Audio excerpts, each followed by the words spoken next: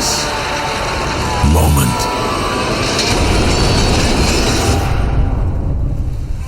Sparta. All that action that you're going to see with the combat scenes on screen, the full scale and scope of the battle at the end of the video, none of that's really going to have any impact until we add all the sound effects and the original score.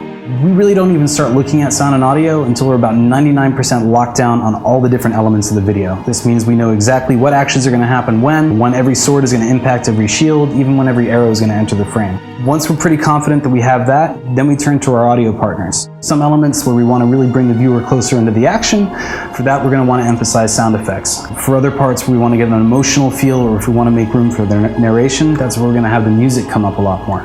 Working on this was a lot of fun, but part of the reason that it all came together with some of the people that we work with. The difference between writing music for a trailer and writing music for film, I mean, even though this looks like a clip from a movie, it has to be treated like a trailer. It has to be continuously building feeling and mood, to go with the excitement, to lock people in, to make people keep watching. And that's part of the trailer world. That's part of the rule set when you're working on trailers. I used some live instruments for this trailer.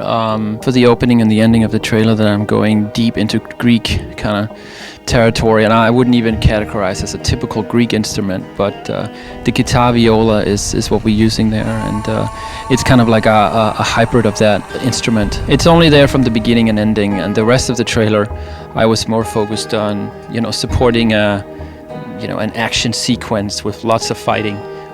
So from the get-go we were aware that there was going to be a ton of sword sounds and screams, and the Spartans going to war, and that type of feeling, and that's supported with lots of percussion instruments and drums, making this big sound of a battle. With this trailer, I'm really proud of the fact that we made it sound huge and impactful and dynamic while using sound effects that felt real and visceral and meant something very specific to the player. So we really wanted the player to have that very same experience of what a soldier would have.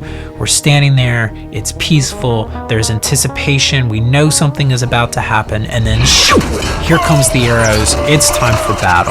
One of the things we used for that is a furniture dolly. It's about 5 feet tall, it's made out of metal, and it has a lot of loose parts to it in addition to being made out of metal tubing, which tends to have that pingy kind of metallic quality to it. And when you hit that thing, it sounds really ear-piercingly disharmonious. This is sharp, it's dangerous, but that was not a good hit. That was not a hit that's going to do any damage. When you're trying to invoke the player's imagination of what it means to stand on a battlefield, sound effects are really a powerful, powerful tool in making that happen. Working on this project was really exciting for us. We got to try a lot of risks that we didn't feel comfortable taking before. We got to try a lot of new techniques, and we couldn't be happier with the end result. We think this is one of the best things we put out.